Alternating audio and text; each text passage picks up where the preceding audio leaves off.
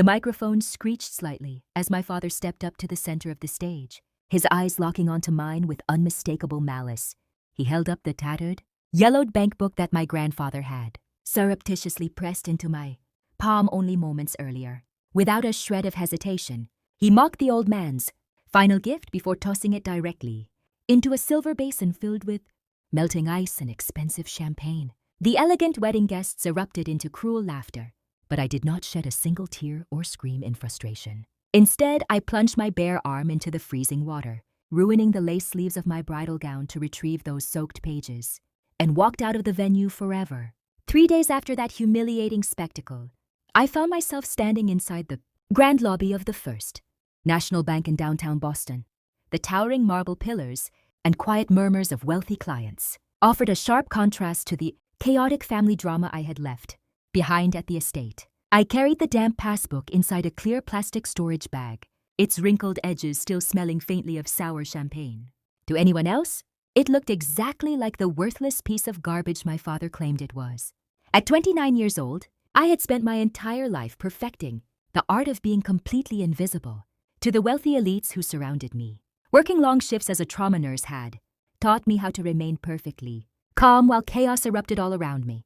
I was exceptionally good at fading into the background, while arrogant doctors shouted orders and terrified patients clung to life. However, standing at that polished wooden counter in my faded, thrift store winter coat, I felt entirely exposed to the world.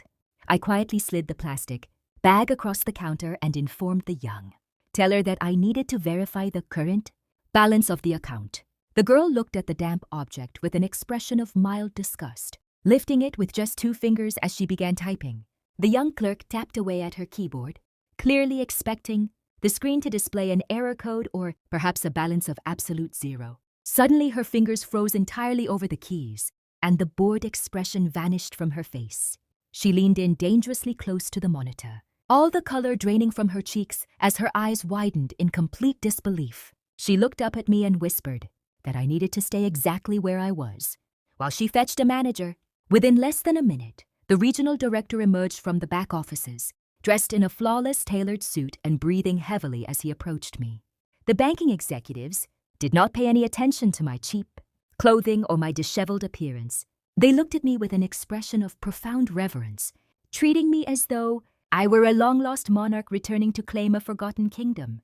The director formally greeted me as Miss Mercer and immediately escorted me through a heavy security door into a private executive viewing room. The air inside the secure room felt heavy, smelling faintly of old paper, leather furniture, and decades of dust. As the men left to retrieve the ancient physical files, I sank into a plush leather chair and closed my eyes. The silence of the room caused my mind to drift backward through time until I was 12 years old again.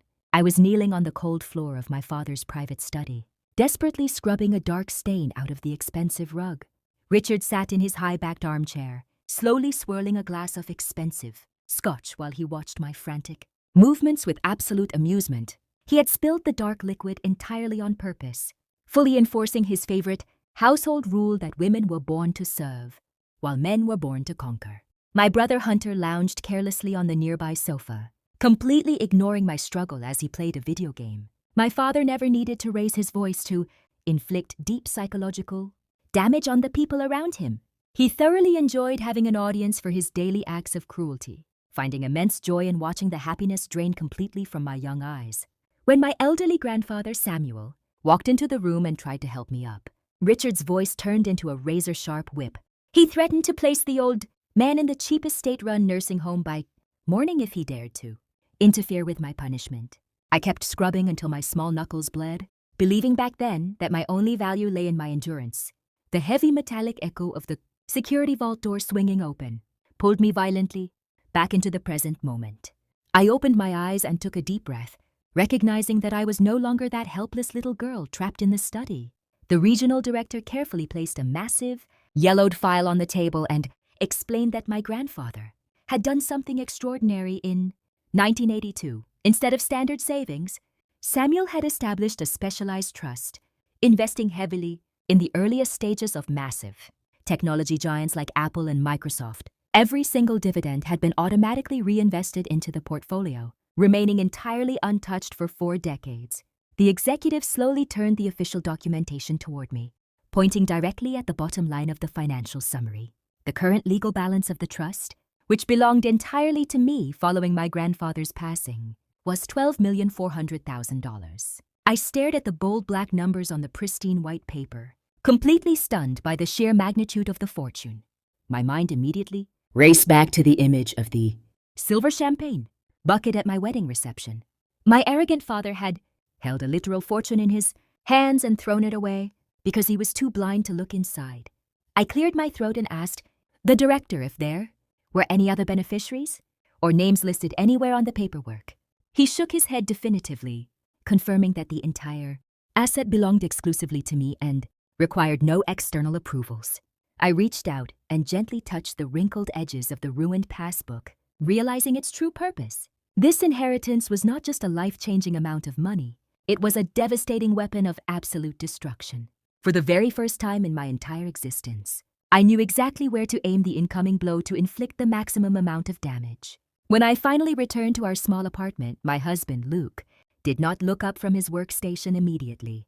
He was completely buried behind a massive wall of printed financial spreadsheets and legal documents at the kitchen island. The atmosphere inside our living space felt incredibly tense, heavy with the undeniable sensation that a massive storm was about to break. Luke was not merely a brilliant data analyst. He possessed an uncanny ability to dissect corporate fraud and locate hidden financial disasters. He finally turned his glowing computer screen toward me, his voice completely flat as he delivered a shocking revelation about my father's business. Luke explained that Richard's massive commercial empire was completely non-existent, serving as nothing more than a glorified Ponzi scheme built on bad debt. I expected to see signs of immense wealth on the monitor, but the spreadsheets were completely filled with bright red indicators of failure. The historic family mansion in Newport was already facing foreclosure proceedings, and the prestigious family trust was entirely depleted. My father had spent the last year frantically moving the same $50,000 between 6 different shell companies to maintain the illusion of unlimited liquidity. To make matters worse, the federal government had launched a massive criminal audit. The man who had publicly humiliated me and called my grandfather's legacy garbage was drowning in millions of dollars of unpayable debt.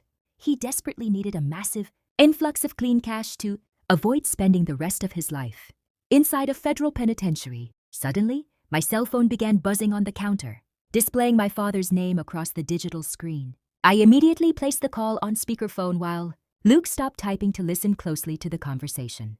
Richard's booming voice instantly filled the kitchen, completely devoid of any apology or remorse for his horrific behavior at my wedding. My father casually mentioned that he had been thinking about the small coastal property my grandfather had left behind in his will. He condescendingly offered to do me a massive favor by having his corporate attorneys liquidate the cottage as quickly as possible. He claimed that he would handle the entire transaction, secure a fair market price, and invest the capital directly into his firm. He reminded me that I was just a simple nurse who understood absolutely nothing about complex property, taxes, or real estate maintenance. The coastal cottage was worth roughly $300,000, which was an absolute lifeline for a desperate fraudster. I calmly informed him that I had absolutely no intention of selling the property, causing the phone line to go completely dead. When he spoke again, his smooth billionaire persona completely vanished, replaced by the terrifying snarl of a cornered predator. He viciously claimed that my grandfather was mentally incompetent when he signed the deed over to my name. He threatened to unleash an army of paid witnesses to testify that I had actively manipulated a senile old man for financial gain. He promised to drag me through the probate courts until I was entirely bankrupt if I refused to sign the transfer.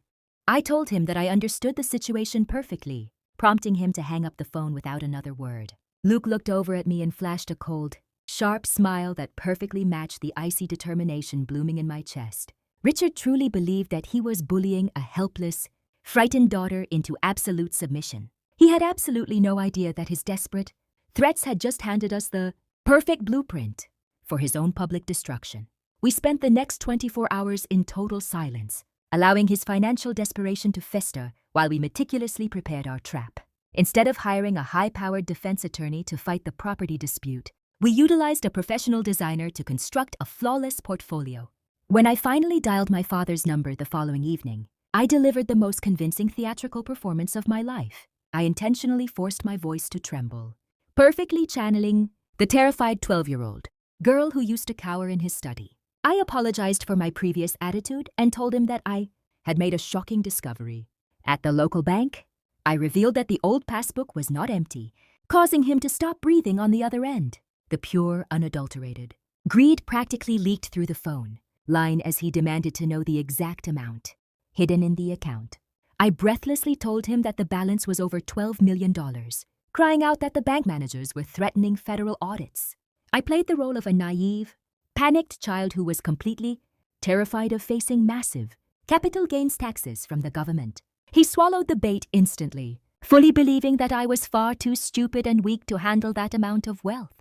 His tone shifted immediately from a vicious bully into a deeply concerned, protective savior. He strictly ordered me not to sign any banking documents or speak with any legal counsel until he could intervene. He claimed that he could easily shelter the massive fortune underneath the umbrella of the Mercer family foundation to eliminate the liability. He urged me to bring the financial paperwork directly to his upcoming Man of the Year charity gala in Boston. He planned to publicly announce a massive expansion of the family fund, using my inheritance to bolster his failing corporate image. I quietly thanked him for solving my problems, knowing that he had just invited his own executioner to the celebration. The grand ballroom of the luxury hotel was completely packed with Boston's elite, illuminated by massive crystal chandeliers dripping with light. I arrived at the venue wearing a stunning, structured red dress that commanded the attention of everyone in the room. I spotted my brother Hunter drinking heavily at the bar, completely oblivious to the financial storm that was about to destroy his future. Richard was standing near the main stage, flanked by prominent politicians and looking radiant in his expensive tuxedo. When he noticed my approach, he quickly excused himself and aggressively demanded to know if I carried the transfer documents.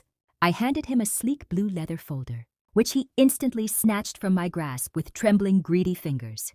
I assured him that the paperwork placed the entire $12 million under the absolute control of the main family trust. He opened the folder and immediately scribbled his signature on the bottom line, without reading a single legal clause or definition.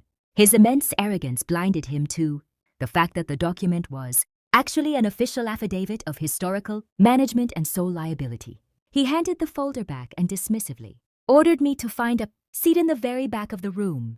As my father bounded up the stairs to the podium, I stepped to the side of the room and photographed the signature. I immediately transmitted the image to Luke, who uploaded the finalized whistleblower package directly to the Department of Justice Secure Network.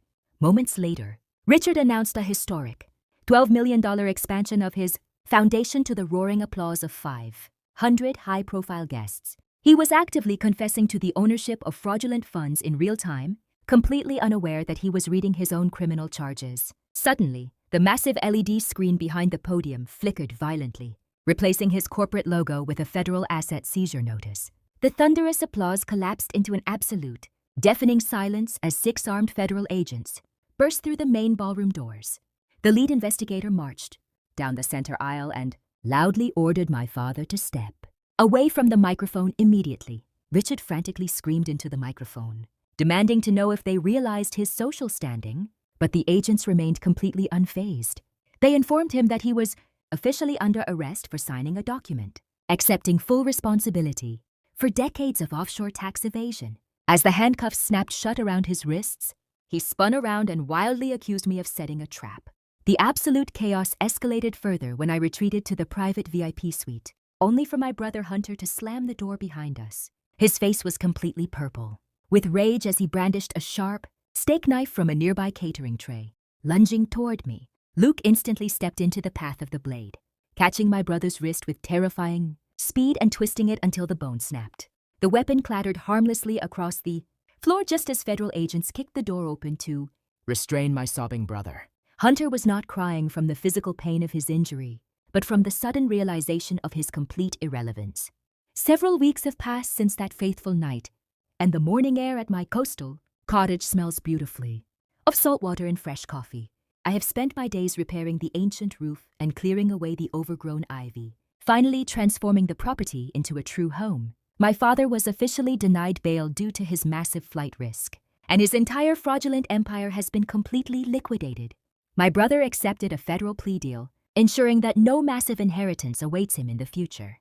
Luke quietly sits beside me on the porch, confirming that the legitimate trust transfer is officially complete. My husband looks out at the crashing ocean waves and asks what I intend to do with over $12 million. Sitting in my account, I smile softly and tell him that we are going to leave it exactly where it is so it can continue to grow. I am still a dedicated trauma nurse, and I have absolutely no desire to alter the core of who I am. This massive fortune does not represent power or social status to me. It represents ultimate protection against the cruelties of the world. I have finally learned that true family is not defined by blood, but by who stands beside you when the darkness settles. Thanks for watching. Share your opinion by dropping comments. Please like and subscribe my channel if you loved your parents.